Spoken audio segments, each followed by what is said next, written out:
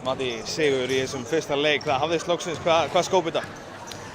Vörnin var hrikalega sterk hjá okkur í allt tíma. Við vorum hérna harðir fyrir og spilum fyrsta leik sem okkur líður bara ágætlega í. Þannig að hérna, það er fyrst og fremst og svo var Ryan að hitta mjög vel, sérstaklega fyrir utan. Þeir voru að skilja hann eftir í þessu pick-and-rollum og tvöfalda á mig og þá var náttúrulega bara Ryan galopinn og rótiringin kom aldrei á hann. Þannig að hann var að hitta í kvöld, en hérna, þeir komu örugglega með eitthvað adjustment í næsta leik. Þannig að við verðum bara að reyna að vera smá skygn og sjá fyrir hvað það ætla að gera og koma svo fyrir því.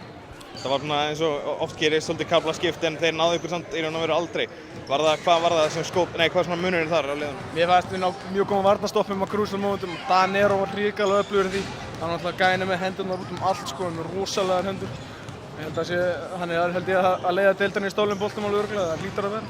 En hérna, það aðalega og svo fengum við svona crucial körfur.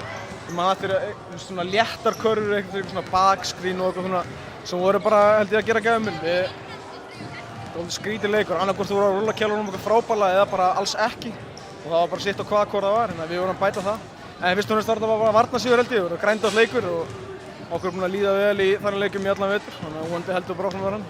Serían í fyrra náttúrulega var vonbrigði, var hann þurfti eitthvað að hrista hann af sér fyrir þetta? Nei, ég kom í viðtal eftir hún sópa út í fyrra og sagði bæði ég og liðið mitt eru bara hann í karakter að þegar illa gengur þá horfum við innan í okkur og sjáum hvað er að fara úrskeiðis og bætum það.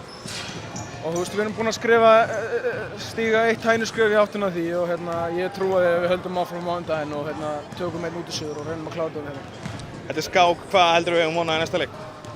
Ég vona eftir einhvern mismunandi varnarafbröðum hjá Hrafni, hann reynir að stokka þetta aðeins upp á okkur og hérna, ég held að okkar Magadóni Bossi mun líka koma með eitthvað skemmtilegt og það er alltaf áhugavert þessi skák milli þjálfara fyrir leik, svona fyrir leikmann. Það er maður að fylgjast mjög mikið með þessu og tekur rosa mikið eftir í leiknum, sko, hvað á að vera sjokkar okkur og allt það, sko. En hérna, ég trúi á mínum manni og hérna, ef hann jafnar út Hrafn, þá held ég að við leikmennir hérna treystum okkur til að stýra liðinu til sigurs.